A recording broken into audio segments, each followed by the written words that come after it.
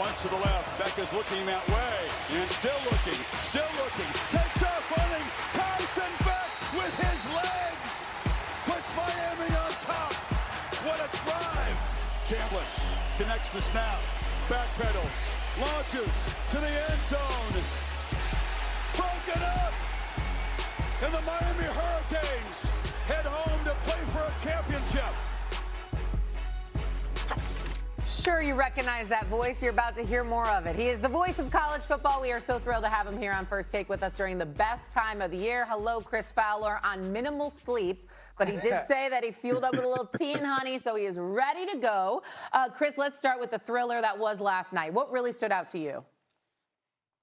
Well, the fourth quarter, I'll never forget. I mean, the 4 lead changes. It was a strange game as it unfolded, but so lucky to be able to call it, document it with our crew. And there's a lot wrong with college football, and that's where the focus often is.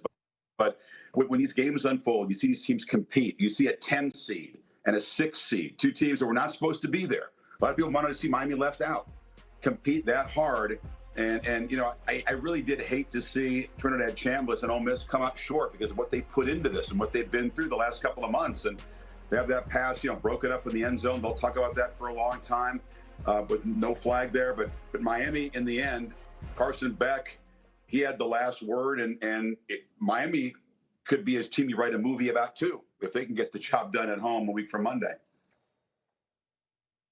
Stephen A., you want to jump in? Chris, one of the things that we were one of the things that we were talking about, it's good to see you, buddy, by the way. Congrats on another great job last night.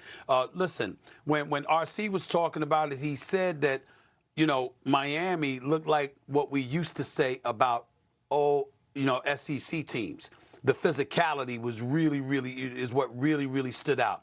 Is that what you walked away thinking about that matchup last night, looking at Miami? Because I'm wondering, when we think about physicality, if they bring that to the national championship game, obviously that elevates their chances. Talk about that for a second when it comes to the Miami Hurricanes. They better bring it to their own ballpark on Monday. They have no chance against Indiana or Oregon. Yeah, I think that's the foundation of the program. First of all, being an offensive lineman, built it from the inside out. They're very, very good in the trenches. They've overpowered some very good offensive lines. I thought last night, though, Miami had to go a little deeper in the playbook, right? Because they weren't really affecting Chambliss with the pass rush. Bain and Mesidor couldn't get him to the ground. The ball got out very quickly. They couldn't just grind away and do those 12, 13-play drives. Carson Beck was going to have to step out of the comfort zone, throw the ball downfield, and make plays at the end. Malachi Toney getting involved. Ole Miss's defense was really challenged really throughout here, but also last night with some coverage busts. It was just a wild back and forth affair, though, Stephen. There were so many moments in this game where you have tiny margins that decide the winner. Miami's dropping interceptions. Ole Miss's kicker Carnero's hitting 2 off the upright. 1 goes in, 1 stays out. I mean, it was crazy to what got us to that last 7 minutes. But I'll never forget the last 7 minutes, that's for sure. And Miami's physicality is always a factor in their games. They ran the ball really well. They're going to have to do the same thing against whoever they play in the Big Ten. I would suspect the Big Ten winner here in Atlanta tonight is going to be the favorite in the game, but it's hard to bet against Miami with the role that they're on right now. What I love watching with Miami, y'all, is it's very similar to what we saw with Ohio State last year. And I think if you're like the college football playoff committee, you have to really think long and hard about those last 2 teams that get in. You look at Notre Dame, who played in the first week last year. Obviously, Ohio State, who eventually wins the championship. It's the harder teams to pick that seem to have the better runs. They get that first week of finding some sort of way to build some momentum, and then that carries over. You can't tell me that going into College Station didn't give Miami the sort of boost of confidence or feeling that they could compete with everyone throughout this entire championship playoff. Chris, I have a question for you. Being around both of those teams throughout the week, is there a feeling amongst Mario Cristobal and all of the coaching staff that the U is back? Or are they seeing that only if we complete this task can we start to consider ourselves with some of the great teams and having this program back where it's supposed to be? If you want to ask Mario Cristobal that question to piss him off, I guarantee you can do it, about Miami being back, because no one really knows what they mean by back. They're not going to win, 4 championships in 9 years, which is what they did. They're not going to be as good as the 2001 team that crushed Nebraska, which I think was one of the greatest teams in the history of the sport. You're not going to get back to that. But Miami not being relevant, Miami not winning the ACC, which they still haven't done, by the way, was the source of a lot of angst and some serious questions. And I think Cristobal has grown a lot as a coach. I think he grew a lot from last year to this year. Because, Ryan, you know what it is. November 1, they lose to SMU. And a lot of people said, and you could understand why they did, here we go again. Cristobal's team's going to fade down the stretch. They're going to underachieve. They're going to have all this talent, and they're not going to get in the bracket.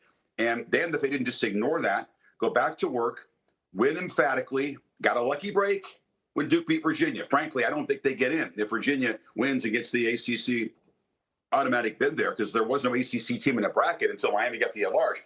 They needed a break. Once they got in, you're right. They were galvanized. It was hard to win in College Station with that Aggie crowd and that wind howling. They got out of that. No one thought they'd beat Ohio State. They outplayed them on both sides of the ball at the line of scrimmage. And last night, they won a different way. But Carson Beck running the ball in to cap a 75-yard drive was not what I expected to see last night. Well, I want to look towards, tonight's game. And I'll first off say, I said this to you off camera, but I'll say it in front of the world. Your analysis of, the college football game is something that's beautifully or poetically kind of positioned. And I appreciate you for that. You, as well as, Kirk Herbstreit is probably the best doing it, where from that former athlete approach, those things translate and you make it, so digestible. But for the game tonight, Indiana versus Oregon, you got a coach in, Coach Ignetti versus a Coach Dan Lanning. Beating a team or playing a team twice, right? How or what is something that we, not necessarily seeing as much of Oregon or seeing as much of Indiana throughout the season should be focused on, that we're probably not really having an eye on yet, that's going to come down to the determining factor that you may see? That's a good question. Thank you, by the way, for the compliment. I appreciate that. I'm very grateful to be able to do what I do. Rematches are interesting, as you know, in these playoff games. And they say it's hard to beat a good team twice. It is, but it's how you approach it. Are you going to stand pat? If you're Signetti, I doubt it. I doubt that they're going to say, hey, this worked in Eugene. We're going to stick with this and just duplicate it, because he knows better than that. He knows that Lanning and the Ducks will adjust. If you're Oregon, you look at that game and say, what did we not do well? They had a pick six and the game was tied at 20 apiece. And at that point, Mendoza produced another one of those come from behind fourth quarter drives where he made some brilliant throws and he got the game winning touchdown, and they kicked the late field goal. So I think Oregon believes like they should have won that game, but I also think Indiana believes they can build on what they did and it'll look a little bit different. Indiana, we saw them rout Alabama in the Rose Bowl, and I came out of there saying, there's not a better team in the country. How can you be better than what Indiana is? And defensively, they don't have Stephen Daly, one of their best players, their best edge pass rusher. They have had to make do against Alabama with that. Now they're going to have to do it today and again Monday if they want to win a championship. But they have a lot of the right ingredients, Cam. I think if you were around that group, you'd really appreciate what good teammates they are, how much they care, how much it means to them, how smart they are, how well-schooled they are. They come from all these different programs. They come together, and they're beautifully coached at Indiana. And it's, again, it's not Hoosiers in my sense, because it's not Milan High School trying to go against the big city schools with a bunch of 5'8" guys. These guys are great football players, right? I mean, Gene Hackman isn't coaching this team. Signetti's a very different guy than Gene Hackman, and I don't think they're a cuddly underdog. I think it's just a really damn good team that does it the right way. Yeah. Well, to this Hoosiers years, I love to hear it. All right, Chris Fowler, we really appreciate it. Thank you so much for taking the time. We love listening to you, watching you, obviously, throughout the year, and here when it matters most. We'll talk to you soon. Thanks again. Appreciate you guys. Stephen, I'll see you in Miami.